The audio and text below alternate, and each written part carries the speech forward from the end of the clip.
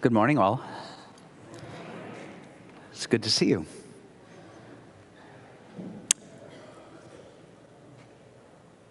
I am planning to speak briefly about a few topics. Our wardens are here. They're going to speak briefly about a topic or two, and there's going to be ample time for your questions or conversation. And when that time comes, I'm going to encourage you or require you to speak at the mic in the center so that those of you who are joining us online will be able to hear and participate as well. The things I want to talk about today cover a range of things. I want to say a word about our 150th anniversary capital campaign. I want to say a word about our bishop and the Diocese of Washington. I want to say a word about our ministry and calling at this hour in our nation. Our wardens are going to give you an update on the rector search, and I'll say just a little bit more about my own transition, and then open it up.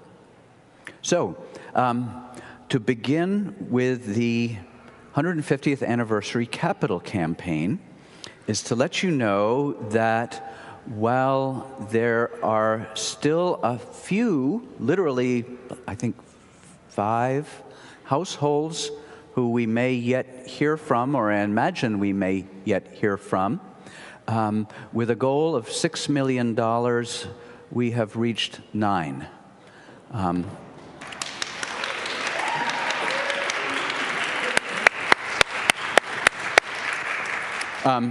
That's the simple assessment. We're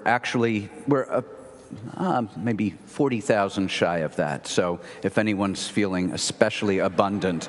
I wanted to frame it first by saying we've reached 9, and that's the 150th anniversary campaign that was conducted beginning late summer and all through this fall. In truth, however, we have more to celebrate. The reality is that there have been gifts that have been coming in as part of this anniversary campaign for a number of years. And the total amount pledged for this campaign is $13.4 million.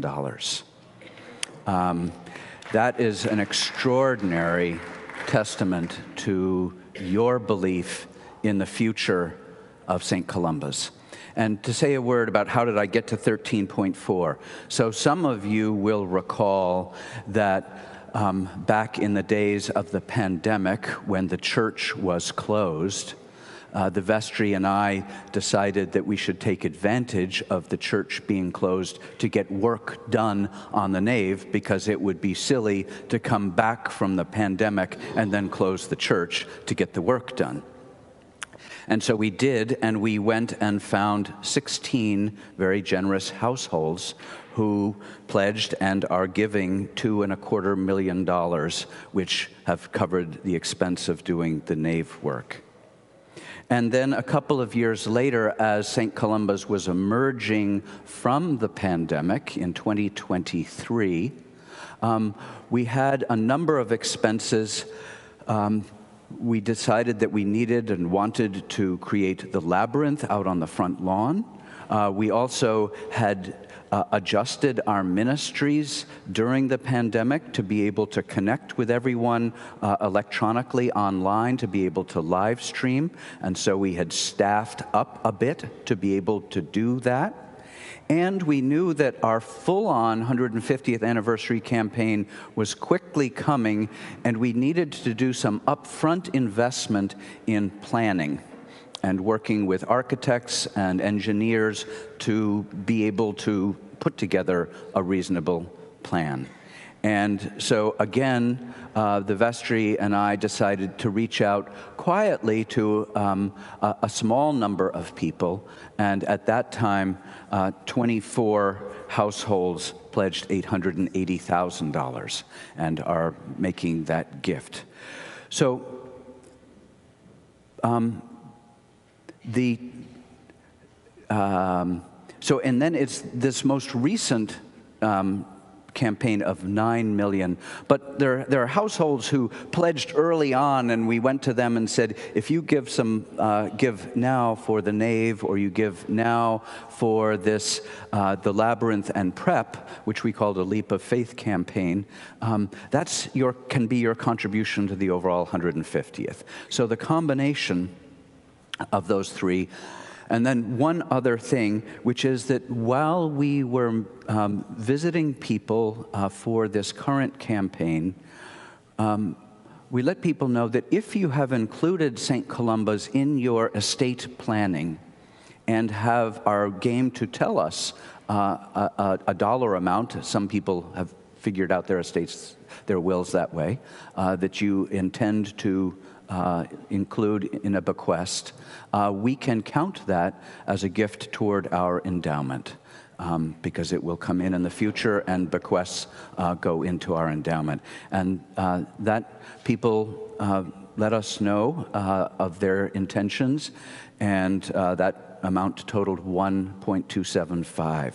So it's really in 4 different pieces. I hope that's clear rather than muddying. The most recent campaign was 9, but overall, again, 13.4 that will be gathered. This commitment means a variety of things. It means that we are going to be able to launch and fully fund the Beloved Community Fund, which was spelled out as part of the campaign. That's going to be north of $500,000 that we're going to have available for us to develop partnerships with local organizations that may be religious, educational, civic, but are Black or Brown-led organizations that invite us to cede and relinquish our control in the dynamic of that relationship as a step toward our work and becoming an anti-racist church and bearing witness to that. This enables us to fully fund the seed amount we wanted to add to our own endowment of $500,000, and it enables us to do the proposed property development and construction pieces, which involve various elements. I'm not going to go into all of those because we've talked about them a lot in the lead up, but I'm happy to answer specific questions about that if you wish. The vestry is now working on next steps with this, but we can anticipate hearing more about how the Beloved Community Fund may go into effect late spring of this year. And we'll lay the groundwork for construction. Realistically, working now with architects and engineers, it's probably going to be late spring, early summer of the following year, 26, before we start seeing construction going on. At another level, though, what this means is that literally hundreds of us, hundreds of you, hundreds of us, have pledged our dollars and with it our hearts to the future of St. Columba's and said, we're here, we're in. As you likely know, Jesus said, where your treasure is, there your heart will be also. The treasure goes first. When we commit our treasure, our hearts follow. And you have committed so deeply of your treasure, our hearts shall follow. And it's a great and wonderful thing. So congratulations. I want to say thank you especially to the 3 individuals who coordinated the leadership of that campaign. This was Lane Hurd and Carrie Peister and Gardell Gefke, and they were joined by 20-plus very eager, able visitors who went and called upon you. And if you're feeling bereft because somehow you didn't get included, we can address that. Just find me. I see Lane. I don't see other campaign members right here, but there's a way. It's never too late.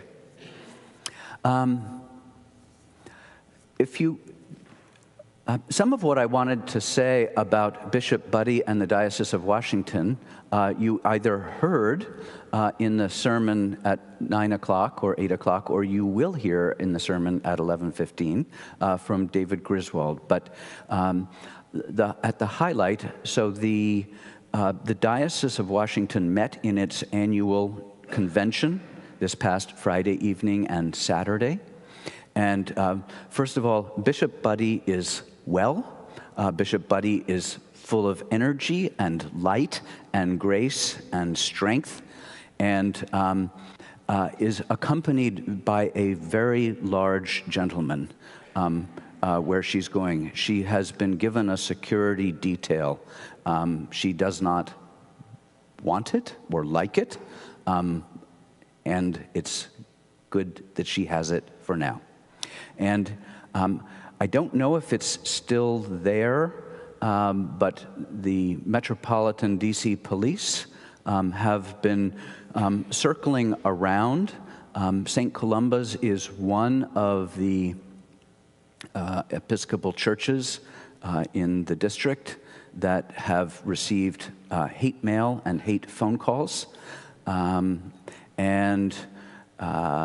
That simply comes because if you Google Episcopal DC, we're one of the numbers that will show up. Having said that, there are other churches in this diocese that are home to larger communities of folks who are undocumented or recent immigrants who are as well as our LGBTQ sisters and brothers across the diocese, across the region, who are living in fear right now. And I am aware of conversations that I've had. I don't know what all of us at St. Columba's do for our jobs, but I know that there are a goodly number who work in one way or the other for the federal government or related agencies, and that many of you are living with a high degree of chaos or fear right now. Let me circle back to that in a moment. At our diocesan convention, Friday night, as many of you participated in, there was a service called Toward Repentance. And the diocese has been on a journey, not unlike the journey that we have been on here at St. Columba's, of a commitment to become an anti-racist diocese and to come to a deeper understanding of the ways in which the diocese at every level has participated in systemic racism through the years. And it culminated in convention.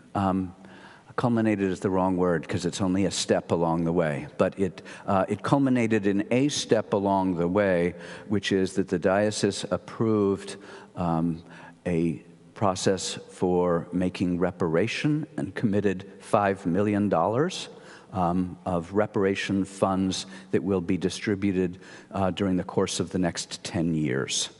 And you'll be hearing and reading more about that. A huge step. And it was approved in convention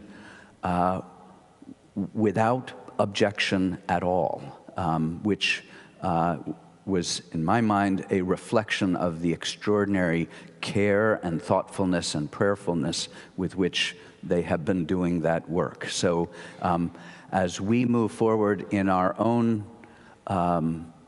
commitments and wonder what our responsibilities are and how it is, the ways in which we want to be responding in the future, we have good partners in the Diocese of Washington.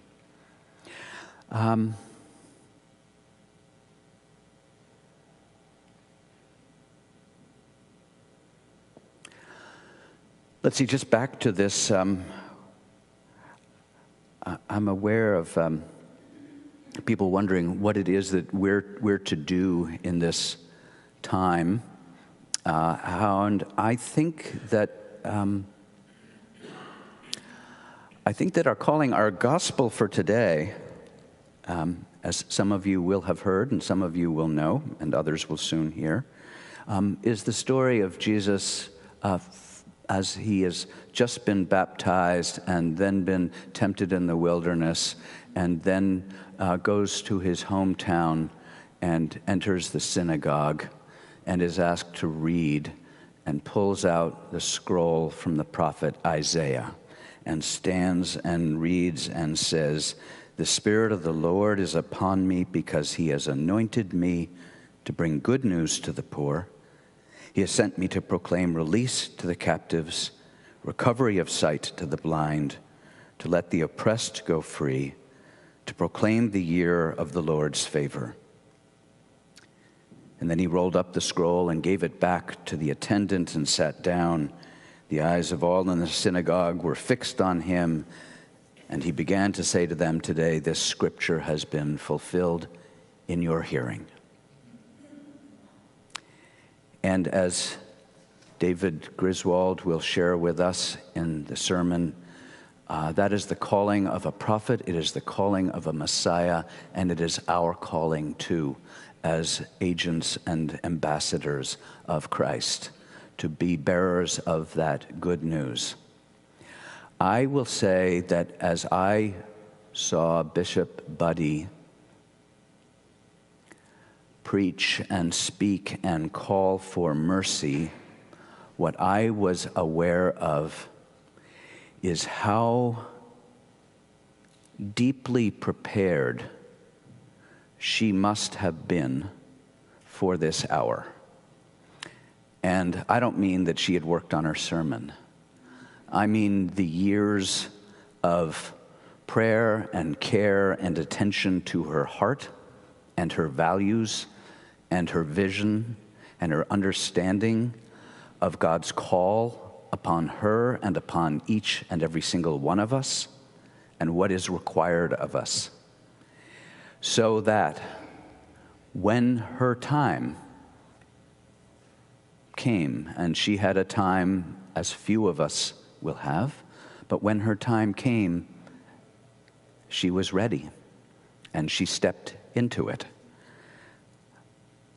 Andrew shared many people have shared different articles or pieces that you've heard or read in the hours since, and the Financial Times finished its article by saying, "Bishop Buddy's achievement shouldn't be measured in how many people attend her next service. It should be measured in how many other people feel a duty to speak out against what they know is wrong."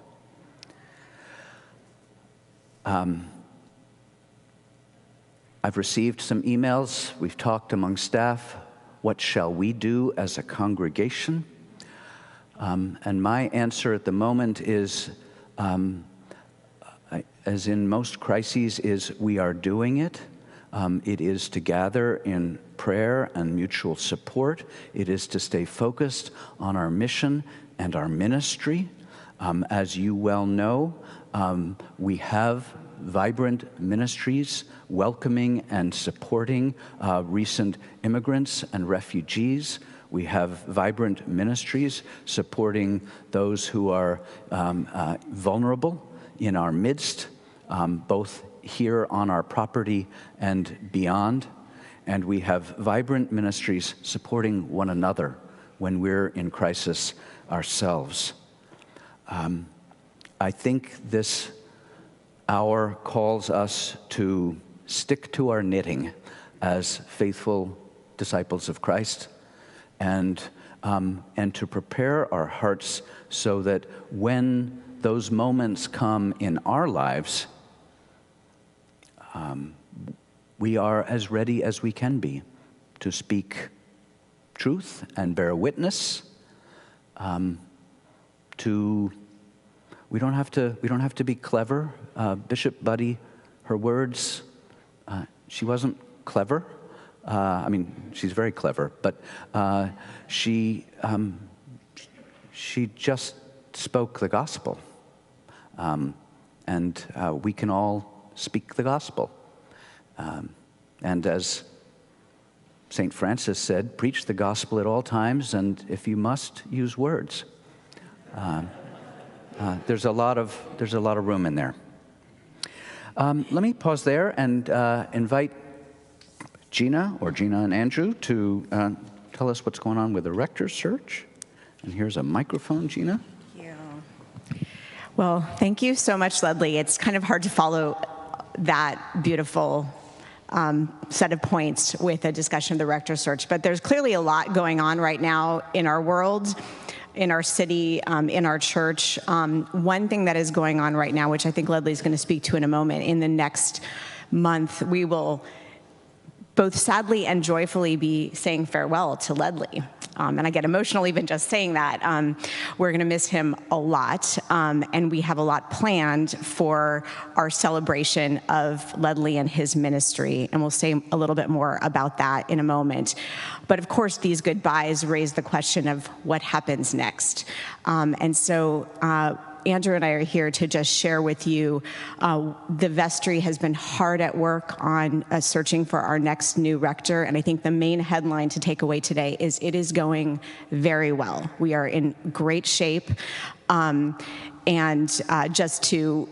partly that is because Ledlie set us up for this. He started thinking about this years ago, and he has been working very hard to ensure that this is a positive transition for us here at St. Columba's, starting with announcing more than a year and a half ago and then allowing us to prepare. So as you'll recall, we spent last spring doing a lot of listening to all of you. The vestry took all of that insight, and we created a profile and a job description, which we posted over the summer. We spent the fall doing tons of outreach to get great candidates, which worked. We had more than 24 candidates, and the vestry has been working through those candidates in the fall, and we have narrowed it to a small set of finalists. We are working closely with the diocese, including Bishop Buddy, to make sure those candidates are vetted, and she's had bishop-to-bishop conversations with all of those folks. And in the last several weeks, we've been doing visits with some of our top finalists, and those have been going really well. So I will say that the vestry, I think, is working together extremely well, having honest dialogue and conversation, and really working toward consensus on this to try to pick our next leader, who we will be different than Ledlie, but as quoting Ledlie, will be differently great. So we're our focus should now be on saying goodbye to him, but just want you to know that that is coming. And we hope that we'll be prepared to make a call sometime. I think we're talking weeks rather than months at this point, although we don't have a specific time frame. So let me turn it to Andrew to maybe say a little bit more. Thank you, Gina. So yes, we hope that we can make a decision, as Gina says, within weeks, but that does not mean that we will be making an announcement within weeks. Why is that? There is a lot of process that we will need to go through here, as in any organisation, by the way, before we are decided and before everything is confirmed and set in place. But whoever we choose will be coming from a place where they have to have many, many conversations with their wardens, with their vestry, with their congregation, probably with their family, I would expect, with their neighbours, with all sorts of different people, with their bishop. So do not expect any announcement imminently, and that is not because there are problems or challenges. There are always challenges, and we're going through those, but we're doing really well. The process is going to take a while, so please be patient. It's quite likely that we won't have a name to announce until after Easter, right, Gina? And that is not because of delays or going slowly. Actually, everything compared to my organisation anyway is going rather quickly, actually, and very thoroughly and very smoothly. So in between now and the announcement, some dates to put in your diary and some actions to put on your to-do list. So we will be having a celebration of Ledlie on Friday, February the 28th, which we're really looking forward to. We hope everybody will be able to be there. Should be a lot of fun. On Sunday, March the 2nd, with tears in our eyes, we will say goodbye to Ledlie. That's his last service. There will be a big joint service, which I'm sure will be a pretty emotional and communal event. I'm really looking forward to that, though I'm not looking forward to his departure, I should say. Some of you have asked about contributing to a collection. Block your ears here, Ledlie. A collection, or what's called a purse for Ledlie as he goes. We're putting together the arrangements for that now. You should expect to hear more about that in the fairly near term. Just to be clear, those of you that are thinking, wow, Easter, what happens in between now and then? Joshua Daniel will be the interim rector. He's there at the back.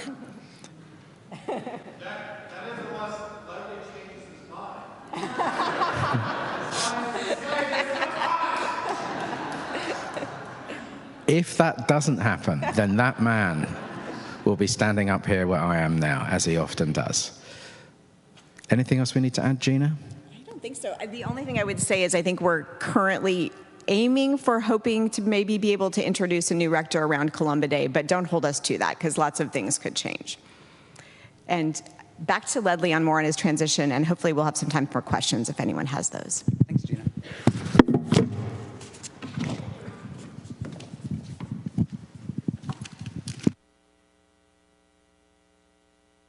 I'm not going to say a lot about my transition. I'm happy to answer questions if you have them. I just want to acknowledge that I preached a week or so ago and talked about being in a liminal transition time.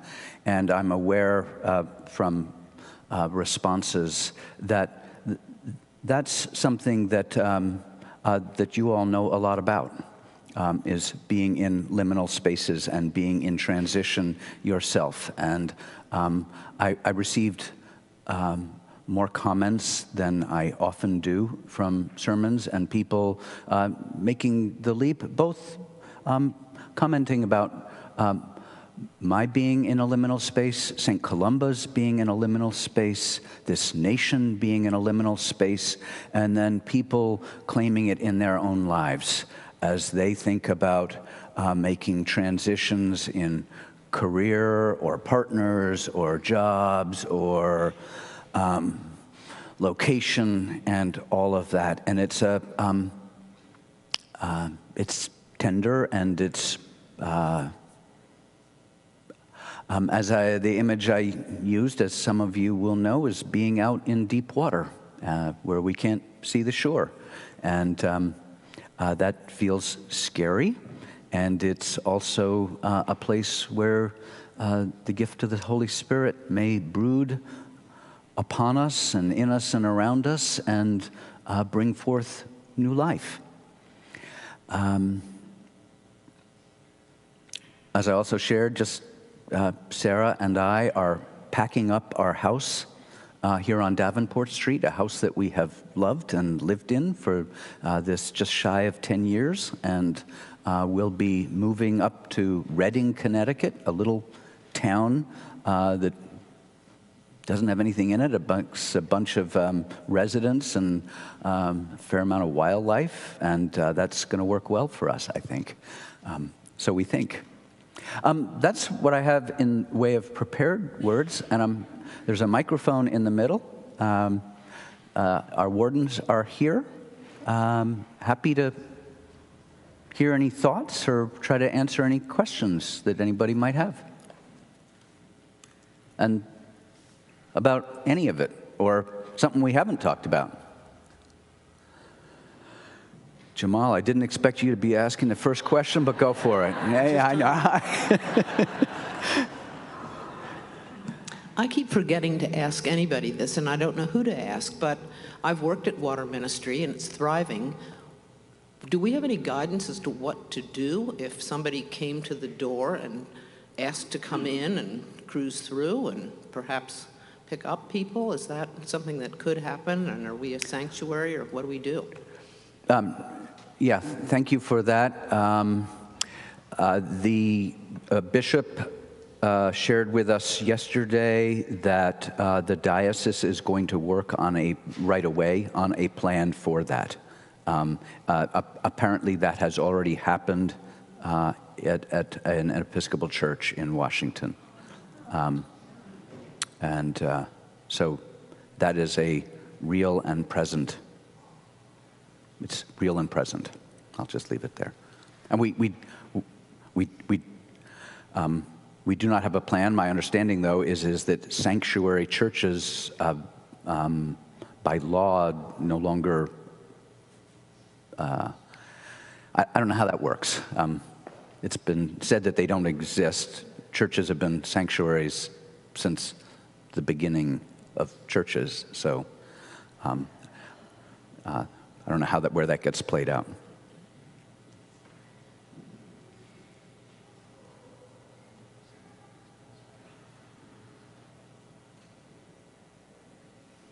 Somebody want to sing something? Okay. Jeff, what do you got? I'd just like to start by thanking you, Ledlie, for your extraordinary leadership in spiritual matters, administrative, all things. I had a kind of question about a detail of the capital campaign. So it's great news, the numbers. So I wondered about the portions of the plan that have to do with the endowment and the beloved community.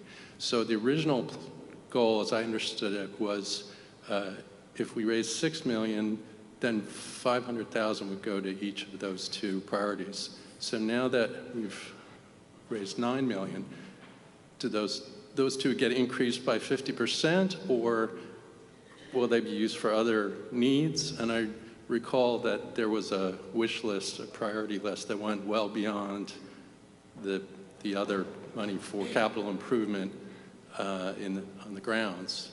So will that now be expanded, and will we hear more about what those details might entail and what would be the timing of that? Yeah, thank you, Jeff. So you will be hearing more specifics on that. When the vestry approved the initial goal of $6 million, we did discuss and set some guidelines for what would happen if we exceeded our $6 million goal. And what we said at that time was that in order to get to the $6 million goal, we had to cut back many of the property renovations that vestry members felt were essential. And so we said that the first 1.7 that came in on top of that, so 7.7, the first 1.7 would just go to renovations. And beyond that, then we would expand each of the areas percentage-wise. The vestry actually has this very question on its agenda for tomorrow evening. Now that we have actually gathered the money, is to re-clarify what will be the distribution of those commitments. So I'm not going to guess where the vestry will land on that, whether by what amount. By how much will we increase commitments to the Beloved Community Fund and/or the endowment? They're going to determine that, and they're going to let the rest of us know when they have determined it. I will say that in terms of the property pieces, we were ready with plans for some of the elements of construction, but as the generosity just kept coming, we were sort of saying, okay, well, now if we have this amount, that means we can do a little bit, and we're working with the architects and the engineers now to revisit that now that we have a real number and finalize what we will actually be doing. We will also be reporting on that, although we're not ready yet to finalize that tomorrow. We're in conversation now with architects and engineers about what can we actually get for our money. Is that? It does. Yeah. Thank you.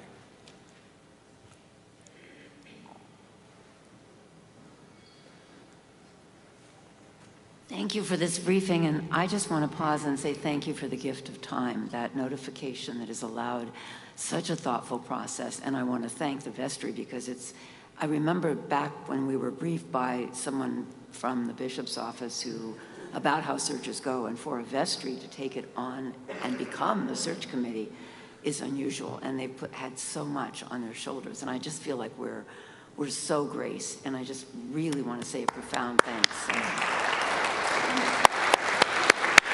That's it, you guys.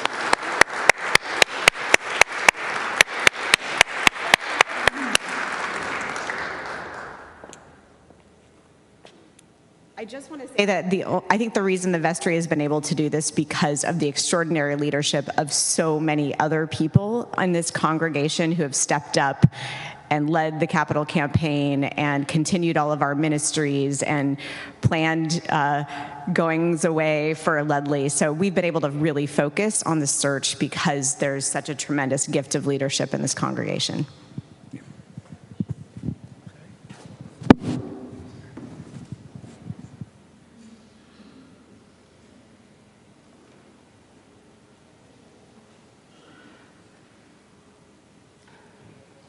Gina, if people have an opinion about how they might want to see that extra money spent, how do we make our opinions known? If people have an opinion? Are we allowed? Imagine. I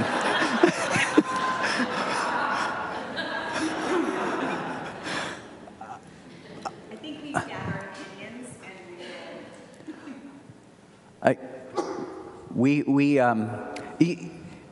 among the vestry members, there's a great diversity of opinion. So I think your vestry is going to represent the congregation. I mean, of course, we'd love to hear from you and everyone else, but I'm sure I'm speaking for the vestry as well. But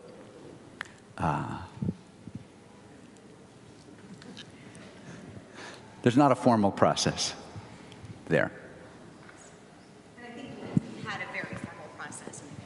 So there has been a lot of formal process around what goes in the capital campaign. So we will be drawing on all of the feedback we got over many, many months to make this final decision. And I think it's looking at some of the practical details of what we need to do and the cost for various renovations, et cetera. But I think we will not be backing off on what we committed to in the past based on all of the feedback we received through various processes. Is that fair enough, Ledlie? Mm-hmm.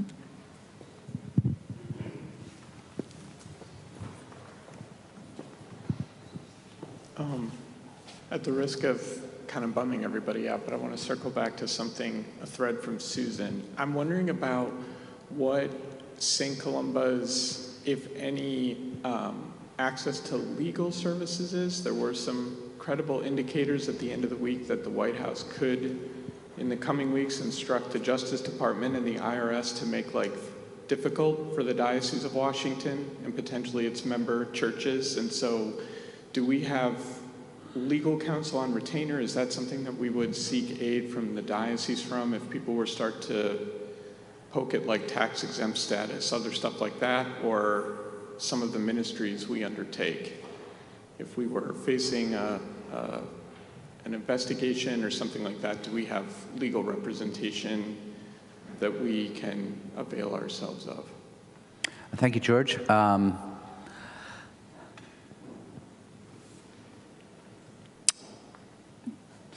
I think that if that happens, then as the bishop talked about having a security plan that was diocesan-wide, we would do it in the collective.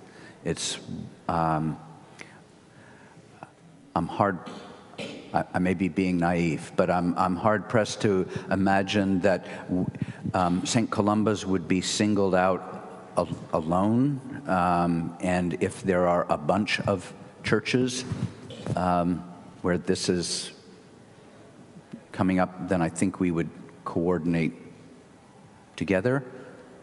I'm looking around and seeing lawyers who are current or former vestry members who may have something you want to add to any of this or not. And I'm seeing people going, no, but someone took the bite. The answer is yes to that. I think there's no shortage of people who would provide their services pro bono to the church. I wanted to take this opportunity, Ledlie, I'm sorry not to be asking you a question, but just with this group in the room at this time, I just wanted to say, certainly my expectation from our conversations with the vestry that the Beloved Community Fund is probably going to get a boost even beyond the $500,000, and that some of that money will be coming in 2025, and the expectation is that we're going to be able to launch that work in 2025. And so the Anti-Racism Task Force has been engaged in the last 3 months with developing the structure for how applications, for lack of a better word, would be made, and we're grappling with what kind of projects this fund is meant to support. And I just want to, because of the people gathered in this room, I want to say we're beginning a whole set of conversations, and we're eager to hear from everybody in the parish about this, because we're doing something that I think is incredibly ambitious. The diocese is talking about giving away money. The Diocese of Maryland has been in the process with their reparations program of giving away money. We're thinking about doing something that's quite different from being a grant-making organization. We don't want to be a grant-making organization. If we were just giving money away to good causes, we could get it all out in 6 months. We think the whole work of repentance and that the church has been engaged in for these years leads to work that's meant to result in personal transformation. And that to accomplish that, we need to use this money, as Ledlie said, to build relationships across racial lines. And whether that means expanding the work of current ministries, like the water ministry, and to do it in a bigger or different or better way, to launch new ministries, that's the work we're after, and it's going to take the involvement of, more people in the parish, everyone in the parish. So, as you were so available in the capital campaign to make yourselves available for in-person meetings where we could have conversations one-to-one, we're going to be reaching out to ask for those kind of in-person conversations to talk about how we make this Beloved Community Fund something special and more than just writing a check. Thanks. Thanks.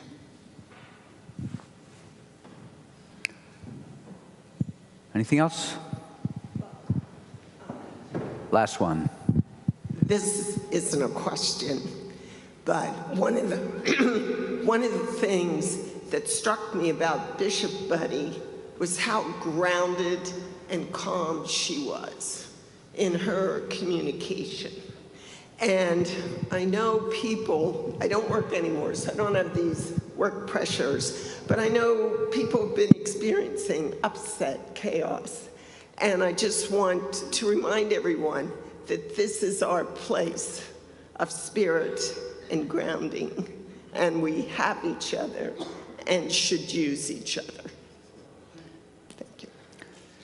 To that, let us say amen. Go in peace.